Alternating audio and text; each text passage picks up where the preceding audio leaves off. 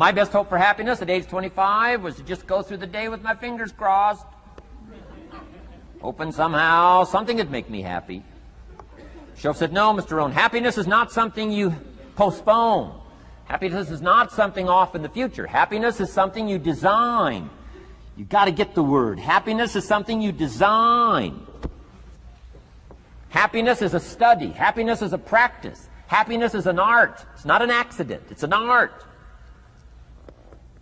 And anybody that wants to can study, practice the art of happy living. Happiness is like culture. Money doesn't make you cultured, but culture is within the grasp of all of us. How much is a book on sophistication in the marketplace? $4,000? No, $40. I'm telling you, in America, everything's available. Everything's within reach. All you have to be is committed to it and make it a study. Culture is a study. Sophistication is a study. It's not an amount. It's not an account. It's a study.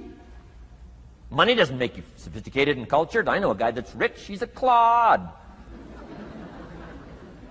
The guy's a clod. Eats with his elbow in his soup. I mean, he's just a clod. Nothing much more pitiful than a rich clod. I mean, you know, it's a sad thing to see. Money doesn't make you sophisticated. Only study and practice makes you sophisticated. Only study and practice makes you cultured. And only study and practice makes you happy. Study and practice makes you rich. Key phrase, don't be lazy in learning. 1, how to do well. Next, how to live well.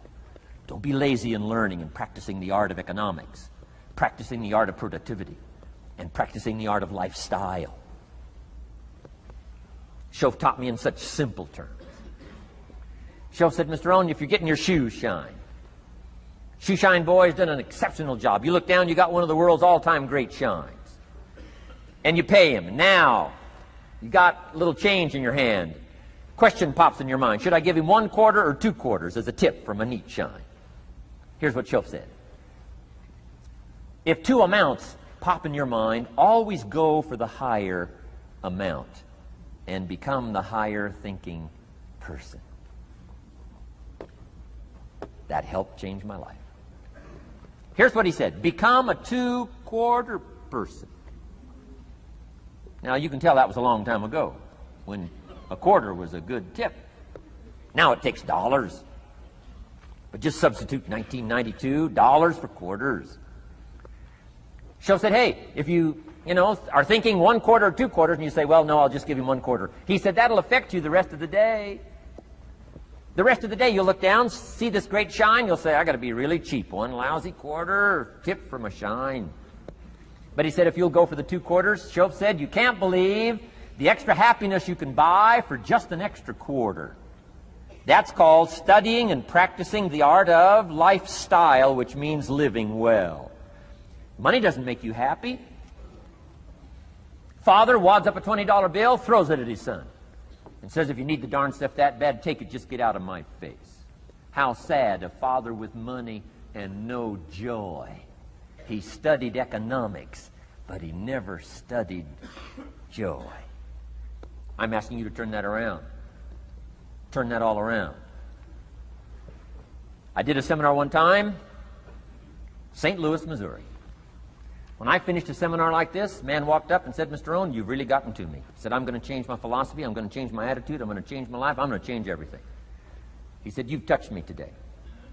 And he said, you'll hear about me. You'll hear my story someday. I said, okay. Right? A lot of people, right, say things. Sure enough, a few months later, I come back to St. Louis, did another seminar. When I finished my seminar, I saw this man come walking up. I didn't remember his name, but he said, I'm sure you'll remember me as the man who said, I'm going to go make some changes. You've touched me today. I said, I do remember you. He said, I'm telling you, things are already happening for me. I cannot believe in just a matter of months. He said, one of the things I decided to change was my relationship with my family. He said, my wife and I have 2 lovely teenage daughters. Parents couldn't ask for any more beautiful, lovely daughters. And he said, I'm the only one that's given them trouble. He said, these daughters of ours have never given us any trouble. He said, I've usually been the one all these years giving all the trouble and all the static. He said, my daughters love to go to the rock concerts, and I'm always giving them trouble. They have to beg me for the money. said, I don't want you to go. You stay out too late. The music's too loud. You're going to ruin your hearing. You won't be able to hear the rest of your life. And he said, I just get on their case. And he said, they keep begging, keep begging. Finally, when they beg long enough, I say, all right, here's the money. If you have to go that bad, just go. So that's how I've been up until now. But he said, after I left your seminar, I decided to change all that, called lifestyle, living well. He said, you won't believe it. Not long ago, I picked up the newspaper, and I saw an advertisement, and I knew my two daughters, it was one of their favorite performers, was coming to town. He said, guess what I did? He said, I went down and bought the tickets myself and brought them home, put them in an envelope. And when I saw my daughters later that day, he said, I handed them this envelope, and I said to my two lovely daughters, you may not believe it, but inside this envelope are 2 tickets for the upcoming concert. They could not believe. And he also added, you'll be happy to know begging days are over. Now they cannot. He said, now don't open the envelope till you get to the concert. They said, okay. So they go to the concert, come concert time, open up the envelope, hand the tickets to the usher. He says, follow me. And he starts down front. The girls say, hey, hold it, hold it. Something must be wrong. He takes another look, says, no, nothing's wrong, follow me. 10th row, center. Now they cannot leave. 10th row, center. The only tickets they were able ever to beg for was, right, 3rd balcony, can't see. He said, I stayed up a little late that night. Sure enough, a little after midnight, my two daughters come bursting through the front door. One of them lands in my lap. The other one's got her arms around my neck. They're both saying, you got to be one of the all-time world's great fathers. He said, Mr. Rohn, you're right. I can't believe. Same money, different father. He said, I've started making the changes, and I decided to start with my teenagers, my girls. He said, what a difference it's making in my life. And I'm telling you, you can do that with your lifestyle. You can do it with your sales career. You can do it with your management career. You can do it with any part of your life. If you're looking for equities, unmatched. Do not curse the only thing you have. Don't complain about the only thing you have, which is seed and soil, sunshine, rain, miracle, and seasons. But start changing and processing and evaluating things like we're covering today, and this process of change will take off for you. You will not believe what can happen in such a short period.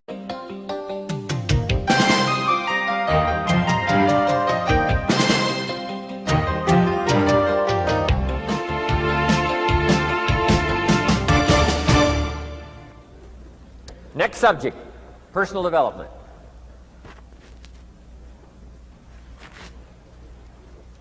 Some of the things Mr. Shoaff taught me starting at age 25, some things came quickly, some things came easily. Setting goals, that was easy. We're going to talk about that later on. But this one I had to struggle with, personal development. It was hard for me to give up my old blame list. It was so comfortable blaming the government and blaming my negative relatives and the company policy, unions, wage scale, economy, interest rates, prices and circumstances and all that. That was difficult for me to give up.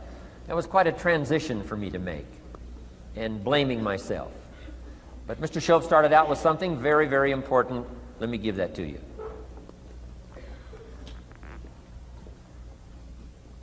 He said, it's not what happens that determines the major part of your future. It's not what happens. What happens happens to us all. He said the key is what you do about it. It's not what happens, it's what you do about it. And he said if you will start that process of change, do something different the next 90 days than you did the last 90 days, like picking up the books to read. Do something different like the new health disciplines, relationship with your family, whatever it is, doesn't matter how small it is. If you'll start doing different things with the same circumstances, since we cannot change the circumstances, but we can change ourselves. We can change what we do. And then he gave me another secret to success when he said, what you have at the moment, Mr. Rohn, you've attracted by the person you've become. What you have at the moment, you've attracted by the person you've become. Few little simple principles here. Once you understand these, it starts to explain so much. Now, sometimes it's a little tough to take, blaming yourself instead of the marketplace, taking responsibility instead of putting it off on someone else. That transition sometimes is a challenging mission. And this one was a little tough for me. He said, Mr. So let's talk a little bit about personal development, that extraordinary adventure I undertook starting at age 25. And I've never ceased that adventure. I'm still going for it. In the 90s, I want to get better and better. I want my craft to get better, my business operations to get better, the things I do to get better. Because once I picked up this simple formula, I'm telling you, it's easy to figure out where the problem is if you go to work on it. Now, let's talk about personal development. And in helping kids understand personal development, I always start with money. Now, money's not the only place to start. Money certainly isn't the only value, but we've all got to start somewhere, and money's something you can count, right? Kids are interested in money, okay? A lot of things are a little tougher to measure, but economics is pretty easy, right? Because you can count. Okay, somebody says, how are you doing? You say, I don't know. Let's count. Now, this is not the only count. I understand that. There's a lot of other things to count.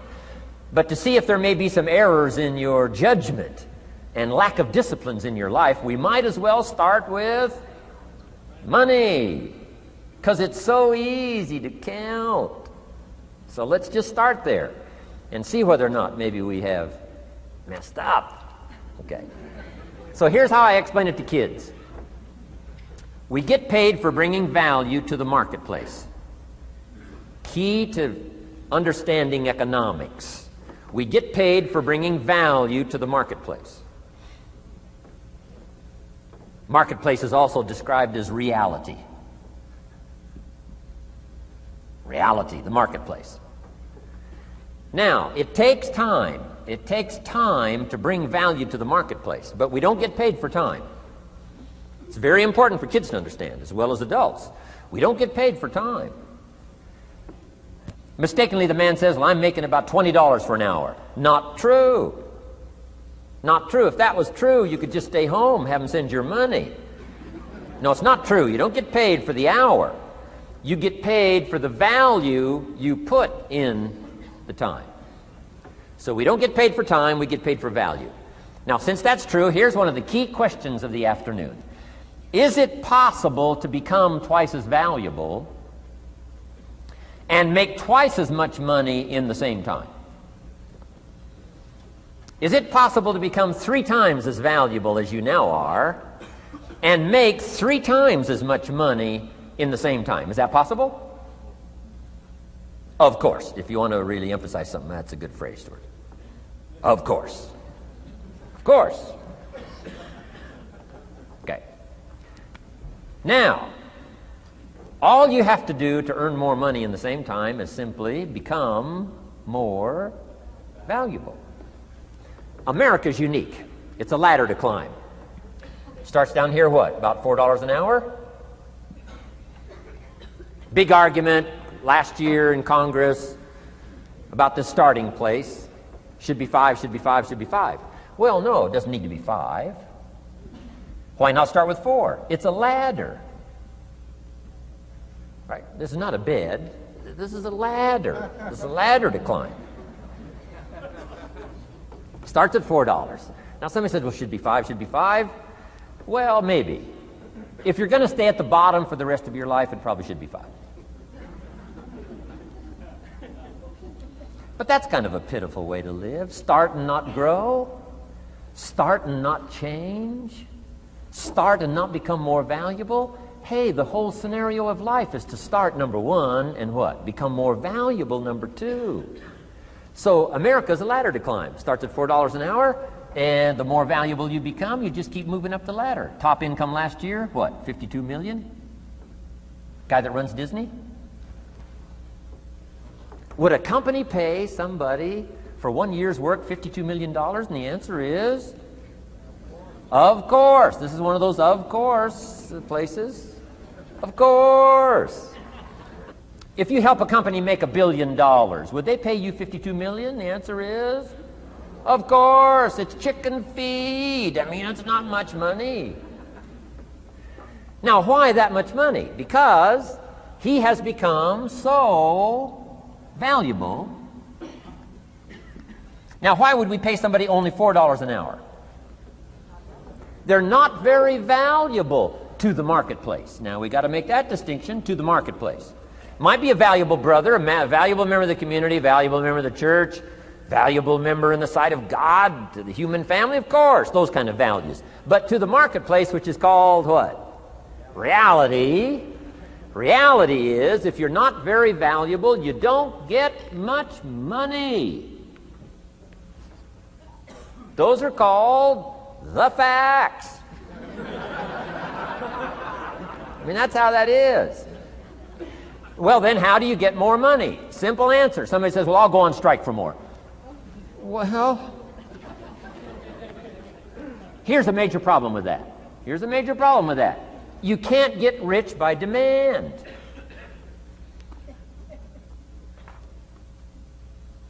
Somebody says, well, I'm waiting for a raise. I'm telling you, it's easier to climb than to wait for a raise. Why not just become more valuable rather than wait? I'm telling you, that's the key to all good things. Becoming more valuable. Why would we pay somebody $400 an hour? They've become more valuable to the marketplace. See how this works? I'm telling you, this stuff is so easy. This is America. This is a ladder. How far is it from 4 to 5? I'm telling you, it's not far. $4 to $5 an hour? If you work for McDonald's, haul out the trash, they'll pay you $5 an hour. If you whistle while you haul out the trash, they'll pay you $5 an hour. I'm telling you. You'll get an extra dollar just for a good attitude. Yay, McDonald's. Wear the hat. It's incredible. $5. And then you just keep becoming more valuable, more valuable, more valuable. I got a telephone call 5 years ago. The company said, we're ready to expand internationally. We need some help. I was sort of semi-retired. Right? Looking for the next exotic beach. They said, no, Mr. Rohn, we got a project for you. Right? Going to expand internationally. We could use your help. Next little while, we'll add some millions to your fortune, make it worth your while. I said, okay. I thought later, isn't that interesting that they called me? My second thought was, of course they'd call me. Who else would they call? I mean, you know, I can get the job done. Now, how come I got a telephone call worth millions? I had become valuable. Now, I'm a farm boy from Idaho. I was raised in obscurity. 1 year of college, and I thought I was thoroughly educated. Made all kinds of mistakes galore. At age 25, the creditors are calling me saying, hey, you told us the check was in the mail. I got pennies in my pocket. I got nothing in the bank. I'm behind on my promises. How come I get a telephone call 5 years ago and it's worth millions? I changed. I turned my life around. Is it possible to become worth millions? Speaking economically, now there's a lot of values to become, but let's just talk economics. Is it possible to become that valuable? And the answer is, of course, of course. Now let me give you the secret. Shoaff said, here's the secret, Mr. Rohn. Learn to work harder on yourself than you do on your job. Once I got that, it turned my life around. Learn to work harder on yourself than you do on your job.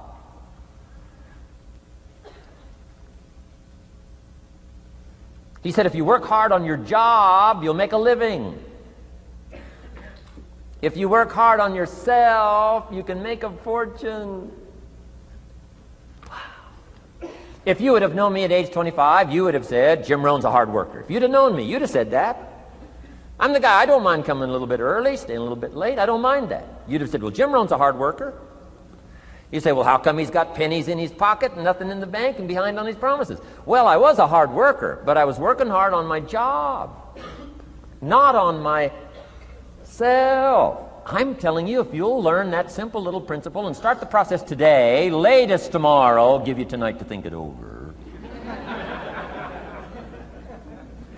And start this whole process of personal development. Work on yourself. Make yourself more valuable to the marketplace. I'm telling you, you can so dynamically change your income, and economics is the least of the values that you can start earning in terms of equity if you'll start working harder on yourself than you do on your job. Work hard on yourself and develop the skills. Work hard on yourself and develop the graces. All of the stuff necessary to become more valuable to the marketplace. I'm telling you, your whole life can explode into change. Promotions, no problem. Becoming more valuable to the company, I'm telling you, no problem. Money, no problem. Economics, no problem. Future, no problem. If you just go to work on the right thing. Not get things out there to change. Don't try to change the seed. Don't change the soil. Don't change the sunshine. Don't change the rain. Don't change the mix of seasons. Let the miracle of everything that's available work for you, and start working on the inside. Work on your philosophy. Work on your attitude. Work on your personality. Work on your language. Work on the gift of communication. Work on all of your abilities. And if you'll start making those personal changes, I'm telling you, everything will change for you.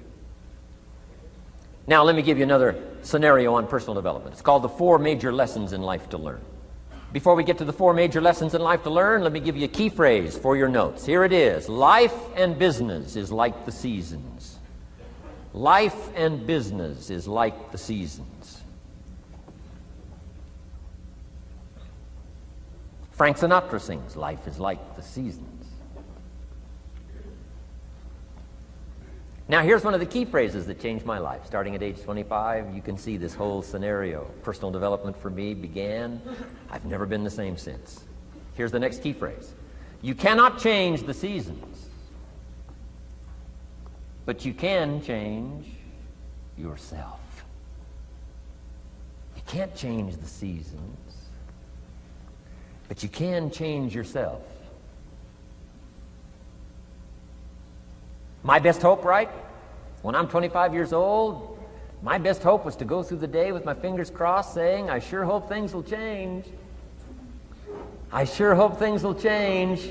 It seemed to be my only way for my life to get better if things would change. Here's what I discovered. It isn't going to change. It isn't going to change. I did a seminar one time for Standard Oil executives and management in Honolulu, now known as Chevron.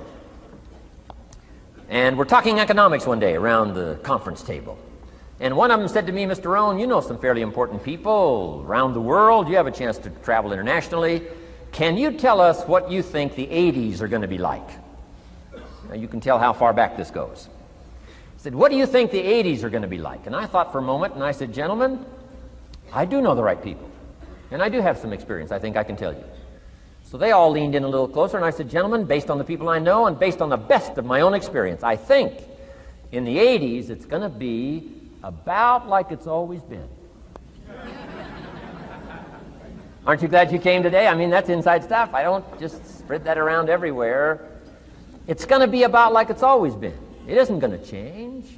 To hope that it'll change is called whistling in the wind, being so naive, hoping for something that isn't going to occur. I can give you the shortest history lesson that you can imagine in one sentence. What describes human history on the spinning planet the last 6,500 years? Let me describe it for you in one sentence. Here's human history in one sentence. Opportunity mixed with difficulty. That's about as simple as you can put it.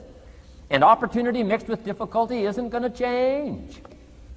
The man says, well, if it isn't going to change for the future, if it isn't going to change in the 90s, how will my life ever change? Answer, when you change. And if you will change, everything will change for you. Your bank account will change, your income will change, your future will change, the ability to acquire your dreams will change. It'll all change if you will change. And now let's go through the scenario of the seasons. Life and business is like the seasons. Let's cover them.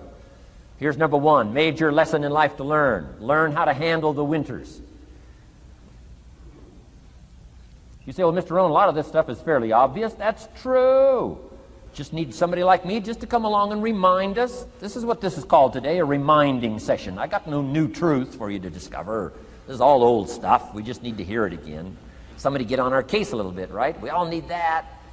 Here's number 1 lesson. Learn how to handle the winters. That's obvious. The winters come right after falls. And pray tell how often? every year according to written history for the last 6,500. To cross your fingers and say, I hope it doesn't come. I'm telling you, we call that naive. Now, there's all kinds of winters. Not just the winter of the season, but there's all kinds of winters. Winter time, the down time, the discouraging time. One writer called it the winter of discontent. The winter when you can't figure it out, the winter when it all goes wrong. Economic winters, social winters, political winters, and personal winters. When your heart is smashed in 1,000 pieces, the nights are unusually long. It's called winter time. Barbra Streisand sings, it used to be so natural to talk about forever, but used to be's don't count anymore. They just lay on the floor till we sweep them away. You don't sing me love songs. You don't say you need me, and you don't bring me flowers anymore.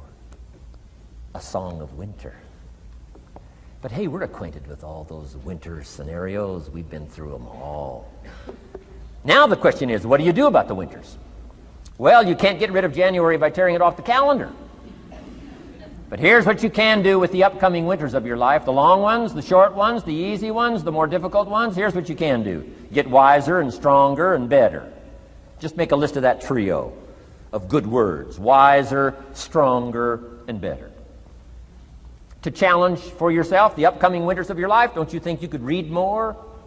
Pick up the scenario, pick up the books, pick up the cassettes. So I would put some stuff on cassettes so you can listen to it. Put it in books so you can read it. Now putting it on video so you can see it. I'm telling you, anybody that wants to can get wiser. Next is stronger. Anybody can get stronger. If you're willing to do the push-ups, you can get stronger. If you're willing to put yourself through the paces, you can get stronger. Can you develop stronger skills? And the answer is yes. Start practicing, practicing, practicing. And you can get stronger. Can you get stronger in handling life situations? Of course. But you got to go to work on yourself. You can't blame out there wishing it was easier. Wish you were stronger. And here's the last one, get better. Anybody can get better. Language, we can all get better. I've been lecturing now for 33 years, and I'm telling you, today versus 33 years ago, I'm better. First time I gave a talk, I stood up, my mind sat back down. I mean, I've been through that whole deal. Opened my mouth, nothing came out for a while. My knees are banging together, the sweat's pouring off my face, I'm shaking like a leaf. It's called terror, in case you haven't tried it. Those first attempts. But I'm telling you, I got through it, and I did it again, and I got through it, and I did it again, and I got through it. And now, of course, I can lecture for a few hours in one day. Anybody can get better. Develop the skills, okay? Handle the upcoming winters. Don't wish away the winters. That's called naive. Wish for the skills. Wish for the strength. Wish for the wisdom. Here's the second major lesson in life to learn. Learn how to take advantage of the spring. Uniquely enough, spring follows winter. And pray tell, how often?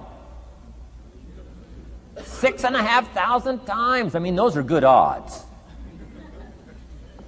I'd gamble on it one more time. I mean, those are good odds. Every time. You can't beat those odds.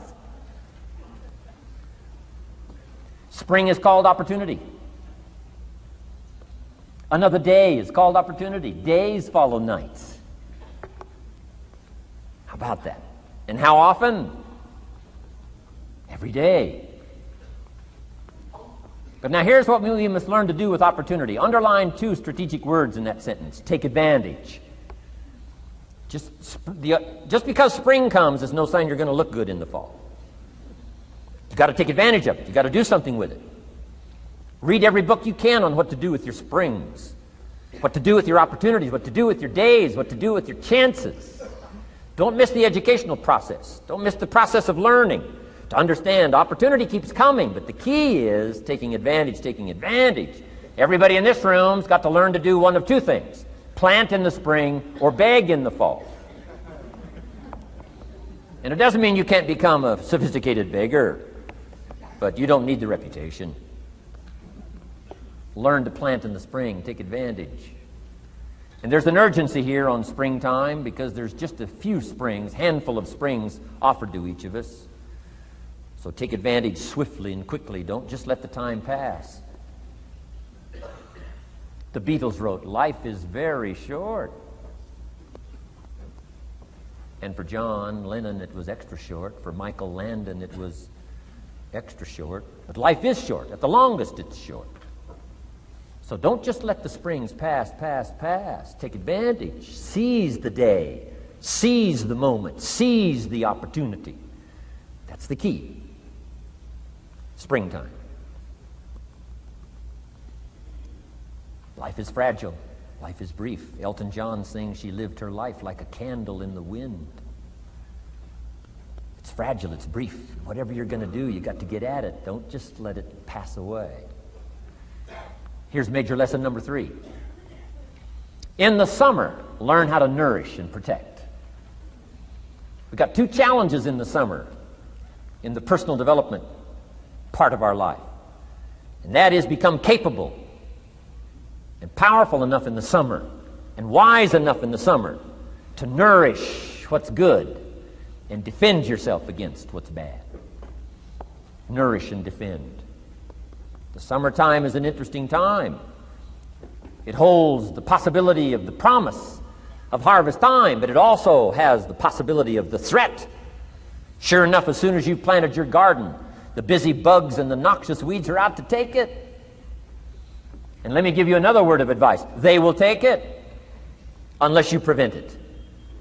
Summertime is an interesting time. Best as I can describe summertime, you've got to nourish your values like a mother.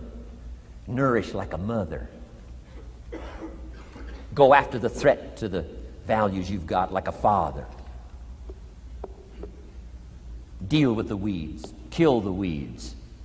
Nourish the garden and kill the weeds. That's called summertime. What a challenging time. Give life like a mother. Take life like a father. Summertime. You've got to deal with the negative as well as the positive. Summertime is a unique, complex mix of positive and negative. Opportunity and threat. What a scenario of life itself. Opportunity and threat to the opportunity. And you've got to deal with both. You've got to think positive and you've got to think negative. You've got to handle what's ever out to threaten you. You've got to learn to threaten it back. Summertime. Interesting time. Nourish like a mother. Defend like a father. You've got to be like your bloodstream in the summer. Red corpuscles to what? Nourish. White corpuscles to what? Fight. You've got to both nourish and fight. You've got to nourish and be vigilant. Okay. White corpuscles think negative. You can't just think positive. We call you naive. Somebody says, well, I've been taught to be all positive. You'll be some kind of freak. You can't be all positive. Thank God for white corpuscles that think negative all day. Guess what white corpuscles are looking for all day? Problems, infection. White corpuscles say, just show me some infection, I'll kill it. Why? It's out to kill the body. It's out to kill our chances. It's out to kill our future. Whatever threatens us, we threaten. I'm asking you to take sword to your enemies. Whatever's out to threaten you, threaten your health, you got to threaten it back. Like white corpuscles. Kill what's evil. Nourish what's good. Love like a mother. Hate like a father. Father says to whatever threatens his family, take 2 or 3 more steps toward this family and threaten my family, you'll cease to exist. I'm father, I kill.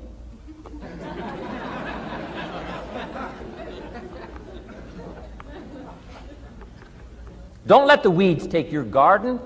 Wreck your chances for a good harvest. Deal with your enemies in the summer. Called good and evil. The great struggle in life is called good and evil. Tyranny and liberty. Sickness and health.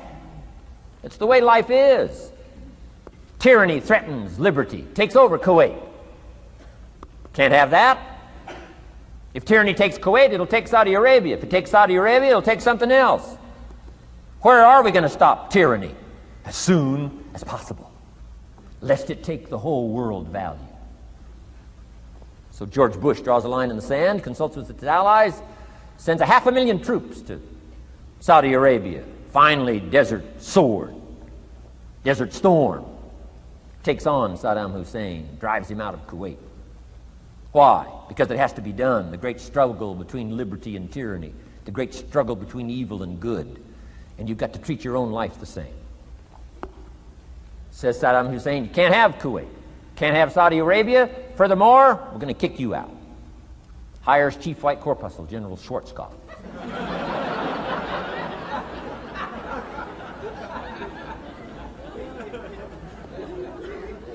Takes care of the matter. I'm asking you in the summer, nourish like a mother, threaten whatever threatens you like a father. Now you can also turn around the scenario, that's true.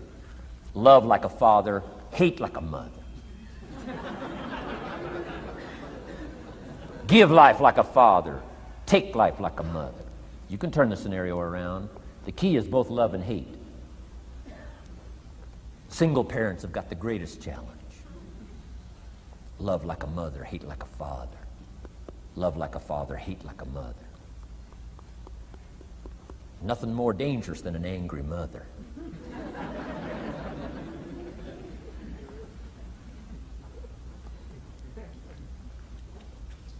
Beware the female species of the animal. They call her Black Widow spider. Why? Because when she finishes, there is no male spider.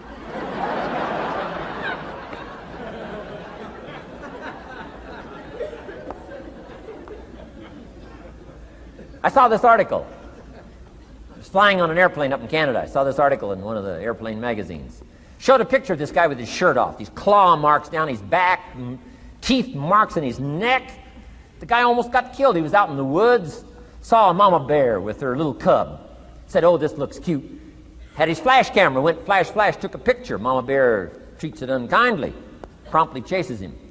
Caught him, almost killed him before they got to him. Beware mama bear. So, love like a father, hate like a mother. However you want to treat this scenario, it's very important. It's called summertime. Part of the personal development challenge is to be challenged to learn to nourish all of your values, from a garden to a family relationship, to a love affair, to a marriage, to a business, anything that's valuable to you called equity. You've got to nourish it, you've got to feed it, you've got to take care of it, but you've also got to defend it. It's called the way things are. Key. In the summer. Now here's number 4. Fourth major lesson in life to learn. In the fall, in the harvest, learn to reap in the harvest without complaint. Important part of personal development. Reap in the harvest without complaint. Take full responsibility. Once you've learned this scenario, it's not the seed, it's not the soil, it's not the sunshine, it's not the rain, it's not the miracle of the giving of life, it's not the seasons that's to be criticized. We must take personal responsibility. So in the harvest, take personal responsibility. It's your crop. Whatever you've reaped, it's your crop. Take responsibility. No complaint. And here's the next one. No apology. The best of human maturity is no apology if you've done well, and no complaint if you haven't. Knowing that that's where the answers lie, within, and then without, in the miracle of the possibilities that we have to work with. Those are the 4 major lessons in life to learn. Let's talk about some more parts of personal development. Here's the first one. Physical.